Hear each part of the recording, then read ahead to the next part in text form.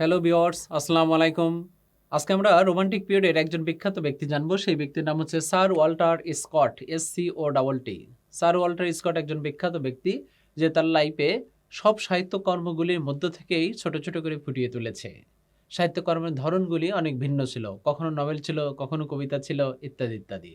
Sir Walter Scott একজন বিখ্যাত ব্যক্তি। হি ওয়াজ বর্ন ইন 1771 থেকে 1832। এই ব্যক্তি, আমরা একটা ছবি দেখতে পাচ্ছি, সেই ব্যক্তি হচ্ছে sir Walter Scott. Sir Walter স্কটের অনেকগুলি টাইটেলস বলা হয়। সেই টাইটেলগুলির মধ্যে প্রথমে বলা হচ্ছে সে একজন পয়েট অথবা প্লে রাইট।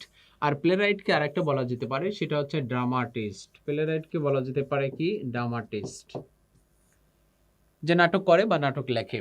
অথবা তাকে বলা হয় স্কটিস্ট হিস্টোরিক্যাল নভেলিস্ট, স্কটিস্ট হিস্টোরিক্যাল নভেলিস্ট। এবং তাকে বলা হয় রোমান্টিক পিরিয়ডের একজন বিখ্যাত ব্যক্তি হওয়ার পরেও তাকে আরেকটা টাইটেল বলা হচ্ছে novelist of the early 19th century. এই কথাটাই আমরা বলতে পারি সে একজন পয়েট অথবা নভেলিস্ট, এবং কোথাকার রোমান্টিক পিরিয়ডের। তার মানে নভেলিস্ট বা poet of the romantic period অথবা নভেলিস্ট বা poet of the early 19th century.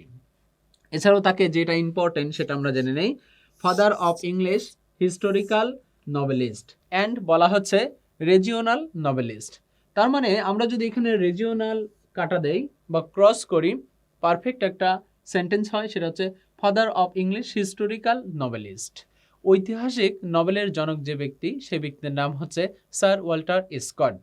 It is clear to you, sir Walter Scott একজন বিখ্যাত ব্যক্তি। তার একটা টাইটেল পড়বেন, সে একজন বিখ্যাত নভেলিস্ট।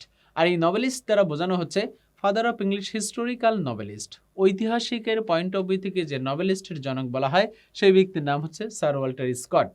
শুধু নভেলের জনক যদি বলা হয়, ফাদার অফ ইংলিশ নভেল, তাহলে আমরা বলবো হেনরি ফিল্ডিং।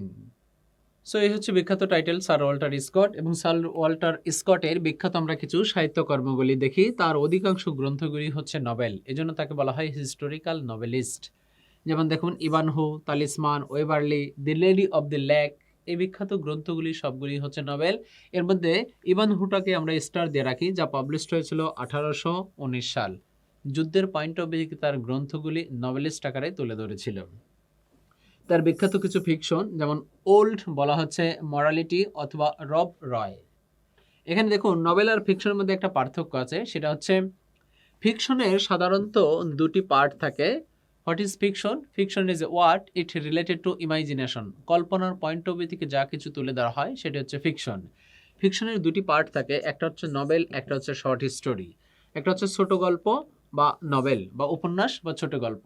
ফিকশনের দুটি পার্ট, একটি হচ্ছে নভেল উপন্যাস, একটা শর্ট স্টোরি ছোট গল্প। তাহলে দেখুন, হাজার হাজার লাইন দ্বারা যেটা গঠিত হয় সেটা হচ্ছে নভেল। আর শর্ট স্টোরি, আমরা জানি যে বাংলা সাহিত্যে শর্ট স্টোরি ছোট গল্পের জনক রবীন্দ্রনাথ ঠাকুর। আমরা পড়ে এসেছিলাম, কন্যার বাপ সবুর করিতে চাইলেন কিন্তু বরের বাপ সবুর করিতে পারিলেন না, এটা ছোট গল্প। অথবা যে গল্প এক নিঃশ্বাসে পড়ে শেষ করা যায় তাকে বলা হয় ছোট গল্প। অথবা ছোট পান ছোট ব্যথা, ছোট ছোট দুঃখ কথা, নিতান্তই সহজ সরল সহস্র বিস্মৃতি রাশি, এরকম করেও শেষ হইল না যে বিষয়টা, সেটা হচ্ছে ছোট গল্প। আমরা যদি ইংলিশে বলি যে ইংলিশ সাহিত্যের শর্ট স্টোরির গল্পের জনককে, তখন দুজন ব্যক্তি হয়, এডগার অ্যালেন প বা ও হেনরি। ও হেনরিকে বলা হয় উইলিয়াম সিডনি পর্টার। তাহলে দেখুন, নভেল আর ফিকশন অনেকটা একই রকম, কিন্তু ফিকশন থেকে নভেল অনেক বেশি জনপ্রিয়তার দিক থেকে শব্দটা পরিচিত বলে আমরা বেশিরভাগ ক্ষেত্রে ফিকশন না ইউজ করে নভেল ইউজ করি।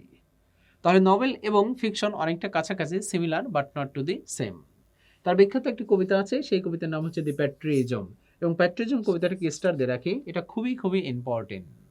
তবে প্যাট্রিয়টিজম খুঁজতে গিয়ে যদি কখন এখানে শুধু প্যাট্রিয়ট পাওয়া যায়, শুধু প্যাট্রিয়ট একটা বিখ্যাত কবিতা, এটা লিখেছে রবার্ট ব্রাউনিং।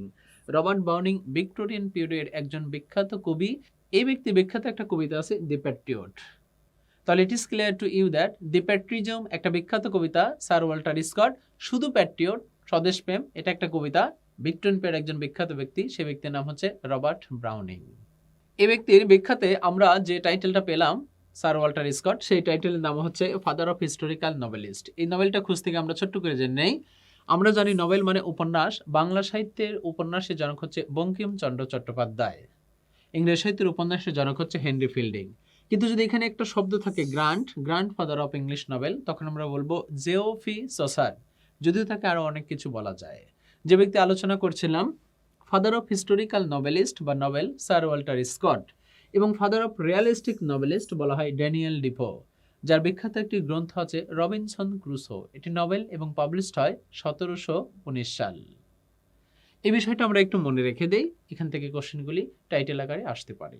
এবার এই ব্যক্তির বিখ্যাত আমরা কিছু কোটেশন দেখি, যে quotation of the sir Walter Scott, sir Walter স্কটের বিখ্যাত কিছু quotation.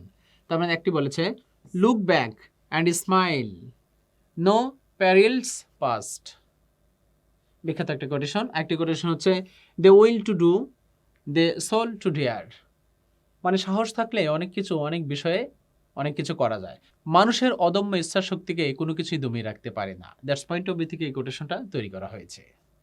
Another thing is that বলা হচ্ছে, revenge is a feast for the gods, ঈশ্বর বা দেবদেবতারা যখন কারো উপর প্রতিশোধ নেয় তখন নিঃসন্দেহে সেটা ভয়ঙ্কর হতে পারে অথবা আনন্দকর হতে পারে। অ্যান্ড লাস্ট কোটেশন বলা হচ্ছে, god will rise me up A champion, সৃষ্টিকর্তা আমাকে চ্যাম্পিয়ন হিসেবে স্বীকৃতি দিতে পারে বা স্বীকৃতি করতে পারে যে কোনো মুহূর্তে। দ্যাটস পয়েন্ট অফ ভিউ থেকে লাস্ট কোটেশনটা বিখ্যাত একটি নভেল ইভানহুতে নেওয়া হয়েছে বা বলা হয়েছে, who composed by sir Walter Scott. তাহলে একদম স্যার ওয়াল্টার স্কট থেকে কিছু ইনফরমেশন জানলাম। বিসিএস এর জন্য এতটুকু ইম্পর্টেন্ট, গল্প তেমন একটা নো নেট। তার বিখ্যাত 2-3টে টাইটেল জানলাম, তার কয়েকটা গ্রন্থ জানলাম, নভেল জানলাম, এবং তার সবচেয়ে ইম্পর্টেন্ট যে গ্রন্থটা যার মাধ্যমে জনপ্রিয়তা অর্জন করেছিল সেই গ্রন্থটা হচ্ছে দি প্যাট্রিয়টিজম।